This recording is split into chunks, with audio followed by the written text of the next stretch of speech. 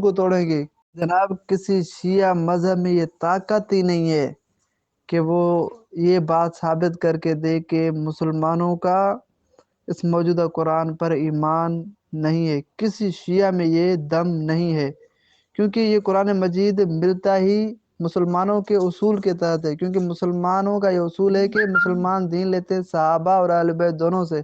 جب دین لیتے ہیں تو دین میں قرآن بھی آ گیا، تو آپ کون سا حوالہ دے کر مسلمانوں کے اصول کو توڑیں گے؟ کیا کسی حوالے سے اصول ٹوٹ جاتے ہیں؟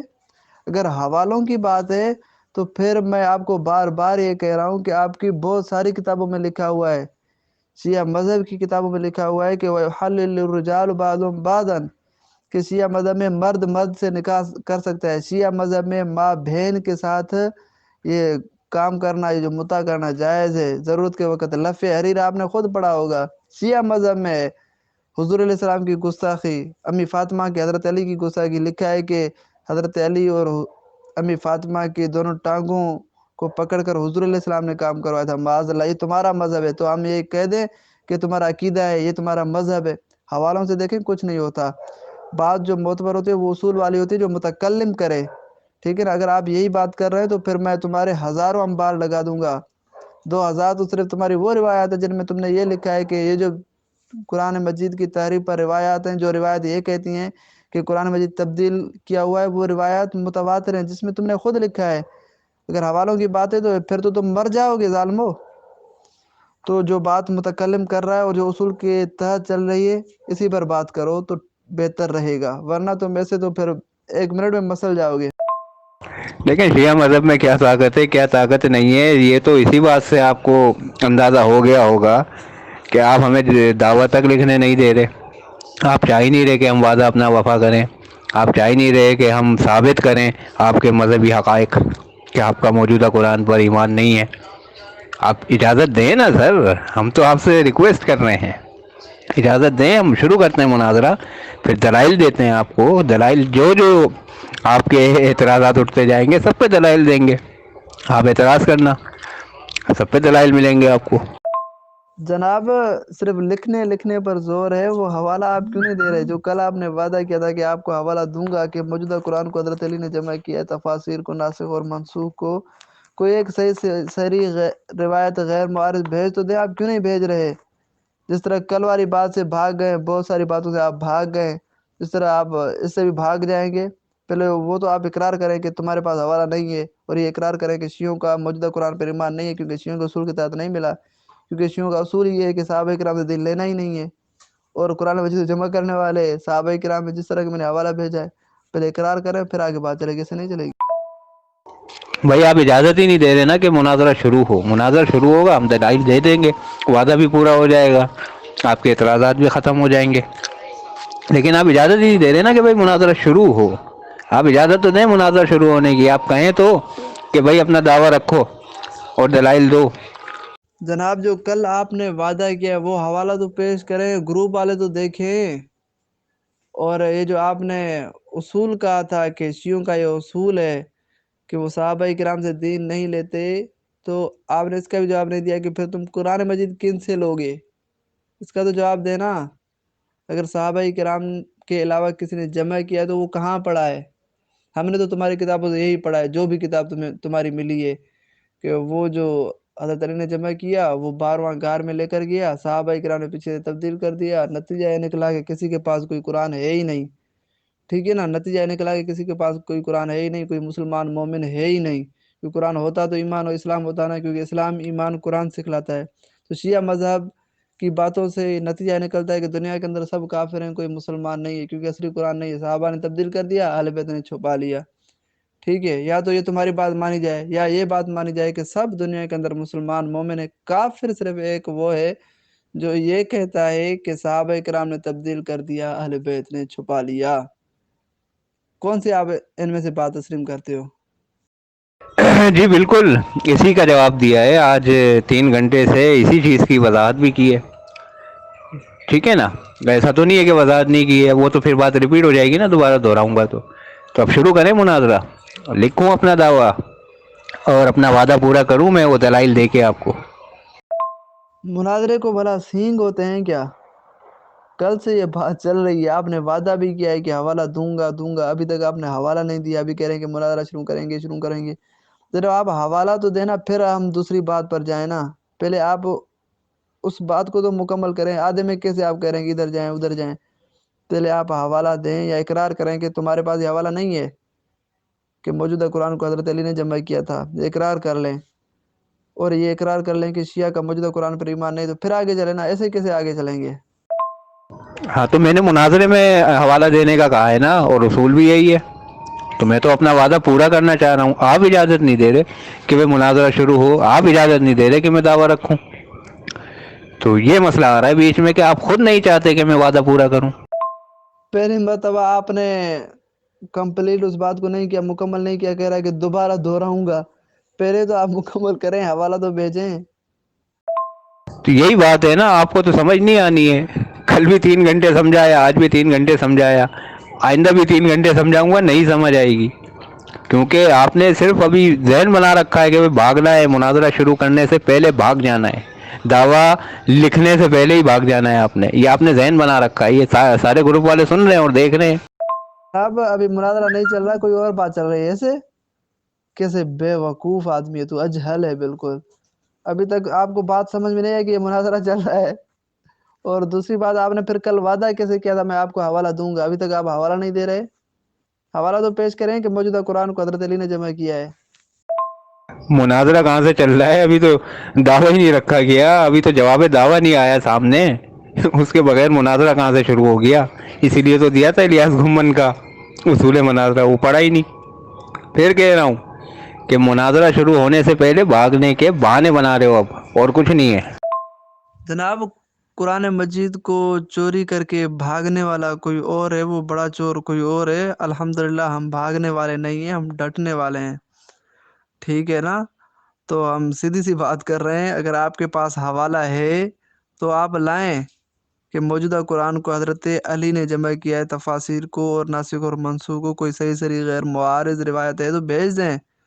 اگر نہیں تو آپ اقرار کر رہے ہیں کہ شیعہ نے یہ آپ نے جھوٹ بولا ہے، ٹھیک ہے؟ اور دوسری بات یہ بھی اقرار کر لیں کہ یہ موجودہ قرآن شیعہ کے اصول کے تحت نہیں ملا، کیونکہ یہ شیعوں کا اصول ہے کہ صحابہ کرام دین لینا ہی نہیں، حالانکہ قرآن مجید کو جمع کرنے والے صحابہ کرام ہیں۔ تو آپ یہ اعلان کر دیں ابھی، تو پھر آگے بات چلے گی، ایسے نہیں چلے گی۔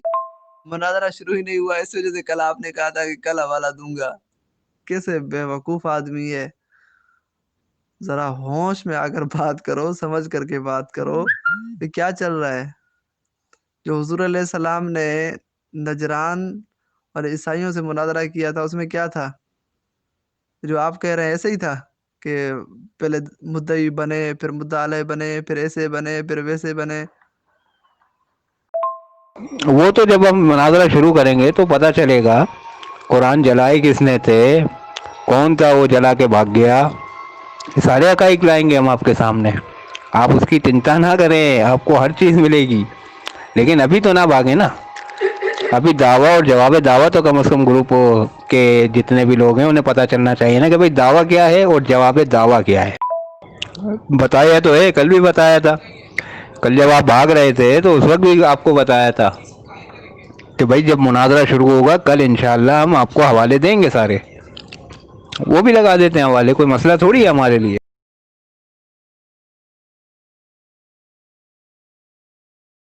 وہ سارے گروپ والے سمجھ گئے ہیں کہ یہ پہلے نمبر کا یہ سید حیدر قرار حیدری جھوٹا ہے۔ کل اس نے وعدہ کیا تھا کہ آپ کو حوالہ دوں گا، لیکن ابھی تک اس نے حوالہ نہیں دیا کہ موجودہ قرآن کو حضرت علی نے جمع کیا تھا، تفاسیر اور ناسخ اور منسوخ کو، اور شیعہ مناظر نے جواب بھی کوئی نہیں دیا کہ وہ رسول اللہ صلی اللہ علیہ وسلم کے زندگی میں یا بعد میں ناسخ منسوخ کو، تفاسیر کو قرآن مجید کے ساتھ اکٹھے جمع کیا تھا، جدا جمع کیا تھا، اور وہ قرآن مجید کہاں پڑھا ہے اس کا جواب ابھی تک نہیں دیا۔ وہ سارے سمجھ رہے ہیں، وہ سارے گروپ والوں کو پتہ ہے، آپ یہ بتانے کی کوشش نہ کریں۔ یہ میں نے آپ کو حوالہ اس وجہ سے دیا ہے، آپ بار بار کہہ رہے ہیں نا کہ یہ آپ کا حوالہ ہے، یہ آپ کا یہ اصول ہے بس، تو اس وجہ سے میں کہہ رہا ہوں کہ اگر حوالے پر بات آئے گی نا، ہمارے پاس بہت سارے حوالے پڑے ہیں، تو میں نے ایک حوالہ بھیجا ہے، بہت سارے آپ کے حوالے پڑے ہیں جس میں تم نے بہت ساری گستاخیاں کی ہیں، تو کیا مجھے یہ حق ہوگا کہ یہ آپ کا مذہب ہے، یہ اصول ہے، میں اسے کہہ سکتا ہوں؟ نہیں کہہ سکتا نا، ظاہر بات ہے۔ بات وہی معتبر ہوتی ہے جو متکلم سامنے سے کرے اور جو اصول کے تحت ہو۔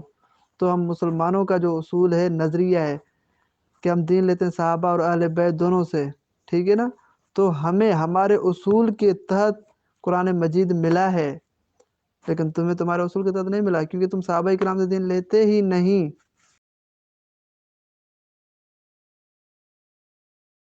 موضوع سے بھاگ نہیں رہا، یہ جو کہہ رہا ہے نا حوالے حوالے ہیں، ادھر حوالہ لکھا ہوا ہے ادھر حوالہ لکھا ہوا ہے، اسی وجہ سے میں یہ اس کو حوالہ دے رہا ہوں۔ دیکھیں اس طرح بہت ساری کتابوں میں بہت سارے حوالے ہیں کہ جس میں یہ بھی ہے کہ شیعہ اپنی ماں بہن کے ساتھ بھلے کریں، بہت ثواب ہے اس میں، بڑی عبادت ہے، اور حلیل الرجال بعضهم بعضا، مرد مرد پر چڑھ سکتا ہے، شیعہ مذہب میں بہت ساری باتیں لکھی ہوئی ہیں۔ اگر حوالوں پر بات چلے گی تو بہت سارے ہیں حوالے دے کر، آپ کہہ رہے ہیں نا یہ سنی مذہب ہے، تو اس طرح بہت ساری باتیں ہو جاتی ہیں، ٹھیک ہے نا؟ تو بات وہی معتبر ہوتی ہے جو متکلم کرے اور جو اصول کے مطابق ہی ہو۔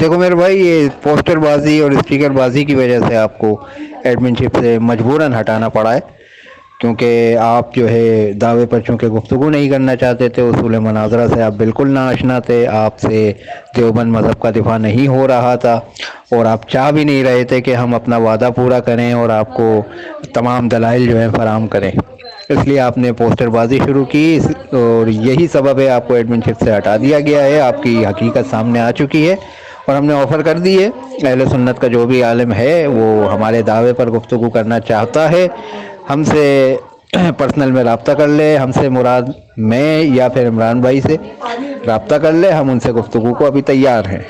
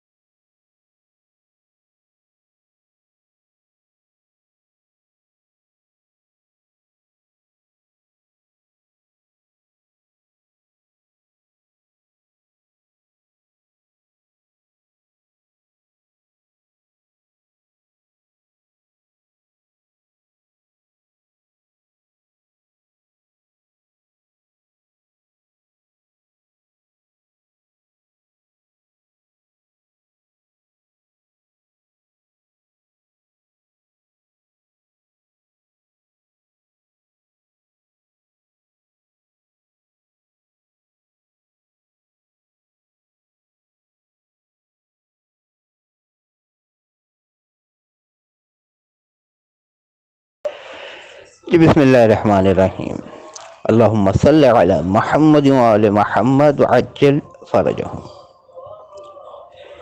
جی یہ دعویٰ ہے شیعہ خیر البریہ کا کہ اہل سنت اپنے مذہبی اصول پر رہتے ہوئے موجودہ قرآن پر ایمان نہیں رکھتے ہیں۔ اس کی سب سے پہلی دلیل میں جامع ترمذی سے دینے جا رہا ہوں۔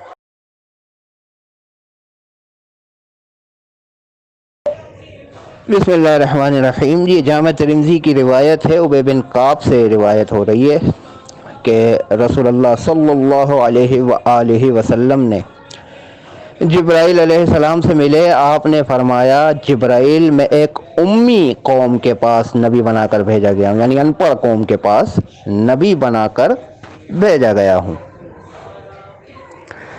ان میں بوڑھی عورتیں اور بوڑھے مرد، لڑکے اور لڑکیاں ہیں۔ ان میں ایسے لوگ بھی ہیں جنہوں نے کبھی کوئی کتاب پڑھی ہی نہیں ہے، کوئی کتاب پڑھی ہی نہیں ہے۔ ایسے لوگوں میں مجھے نبی بنا کر بھیجا گیا ہے۔ تو جبرائیل علیہ السلام نے اس مسئلے کا حل نکالا اور کہا محمد قرآن 7 حروف پر نازل ہوا ہے۔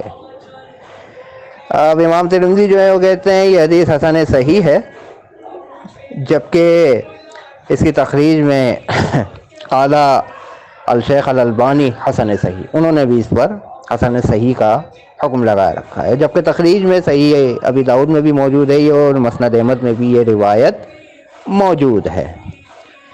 یہاں اس روایت سے بات واضح ہو رہی ہے کہ رسول خدا پر جو قرآن نازل ہوا وہ سبع احرف میں نازل ہوا، جو اصل قرآن تھا، اور وہ ایسا قرآن تھا، یعنی ہم تو اسے کہیں گے کہ جادوئی قرآن تھا، کوئی ایسا قرآن تھا کہ جسے ان پڑھ بھی پڑھ سکتے تھے۔ ایسے ان پڑھ جنہوں نے زندگی میں کوئی کتاب نہ پڑھی ہو وہ بھی اسے پڑھ سکتے تھے۔ موجودہ قرآن جو ہے وہ کوئی بھی ان پڑھ پڑھ نہیں سکتا، اس کی باقاعدہ آپ کو تعلیم لینی ہوگی۔ لہٰذا اس دلیل سے واضح اور ثابت ہے کہ اہل سنت کا موجودہ قرآن پر ایمان نہیں ہے۔ بسم اللہ الرحمن الرحیم۔ جی میرے محترم سامعین، آپ نے شیعہ مناظر صاحب کی یہ دلیل دیکھی، عجیب و غریب دلیل دیکھی آپ نے اس کی، ٹھیک ہے۔ سب سے پہلے تو آپ نے ان کی بیچارے کی بالکل علمی میدان میں کورگی دیکھی آپ نے، کہ بالکل علمی میدان میں کورے ہیں یہ، ان کو منکر قرآن کا حکم بھی نہیں پتا۔ ان کی اتنی ایمانی کمزوری ہے یا ان کی اتنی علمی حیثیت دیکھیں آپ، جس کو اتنا نہیں پتا کہ جو قرآن کا منکر ہے اس کا حکم کیا ہے۔ اس کی حالت اتنی ہے کہ اس کو اتنا نہیں پتا، اور انہوں نے حکم کیا دیا کہ وہ سنی ہے۔ اچھا جی سنی ہے تو سنی کا حکم کیا ہے؟ کافر کی قسم ہے، مسلمان کی، مومن کی قسم ہے، اتنا بھی نہیں پتا ان کو۔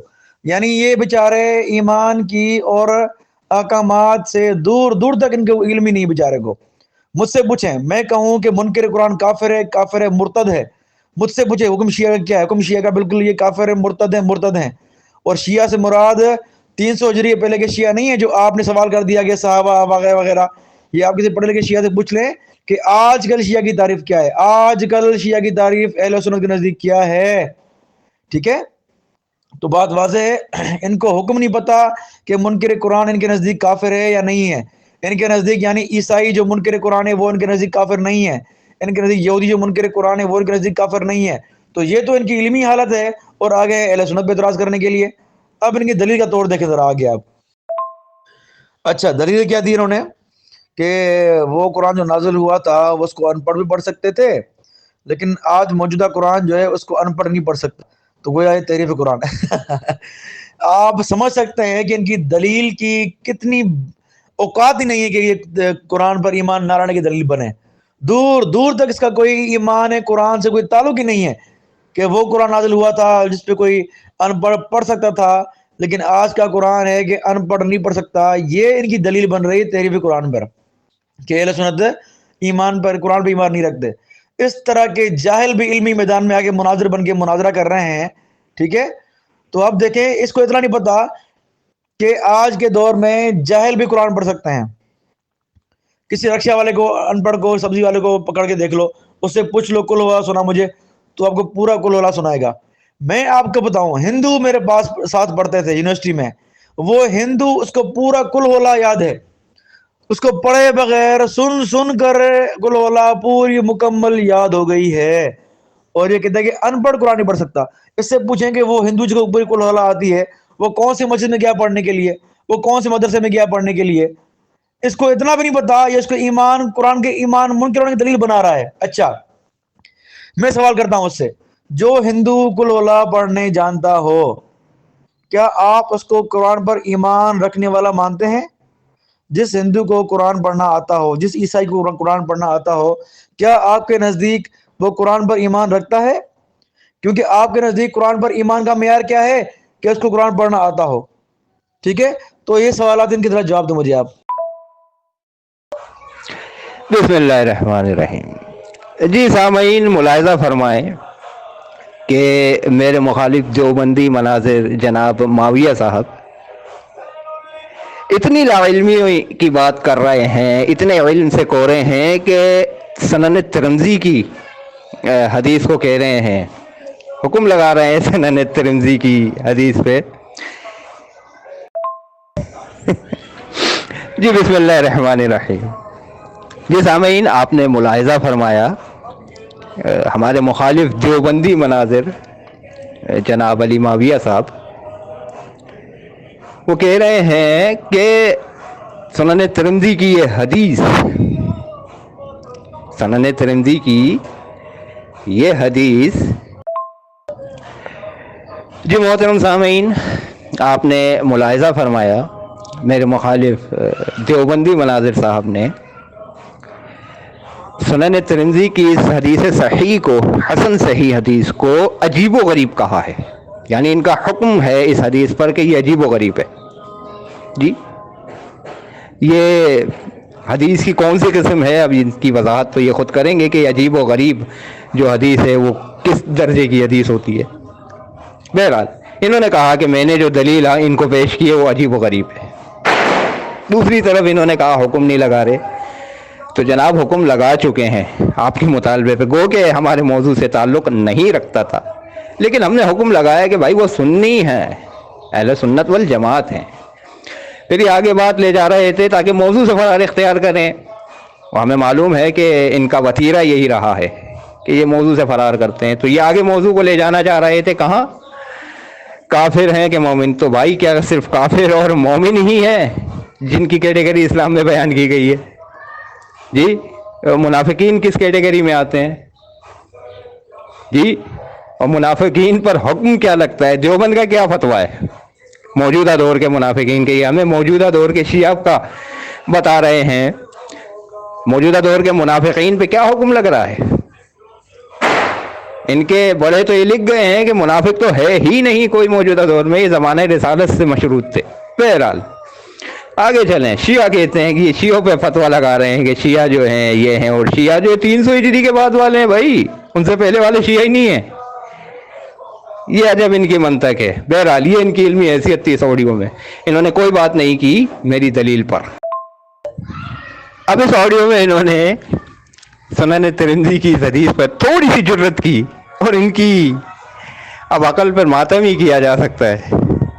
ان کی بات تو دیکھیے، یہاں پر سامعین موصوف فرما رہے ہیں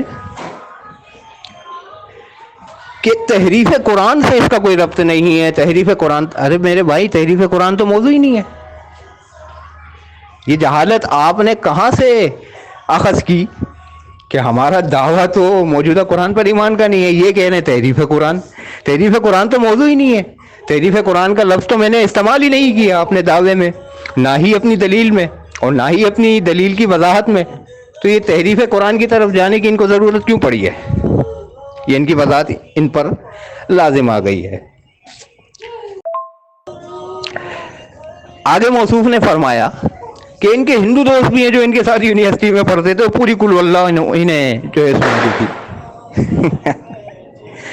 میرے عزیز، بات کیا ہو رہی ہے؟ حدیث پر بات کریں، حدیث پر، قیاس آرائیوں پر نہ جائیں۔ حدیث کے الفاظ، حدیث کے الفاظ پر غور کریں۔ رسول اللہ کی پریشانی کیا ہے؟